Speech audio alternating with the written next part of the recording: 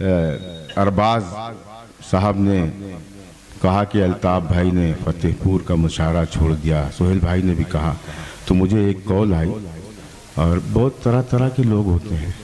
तो कॉल जिसकी आई उसने कहा कि अरबाज भाई वहाँ जहाँ आप जा रहे थे पेमेंट कम था क्या, नजराना कम था?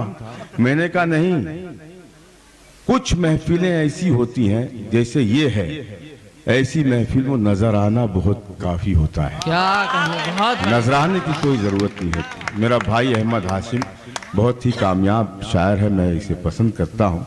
अगर आपको देखना है तो शोराए मालेगांव ग्रुप पर सर्च करके इसे देखिए कि ये क्या कहता है। मैं इसलिए नहीं आया हूँ यहाँ पर कि बस मुझे बुलाया जाए, क्या कहीं बात और आ है जाए। भाई?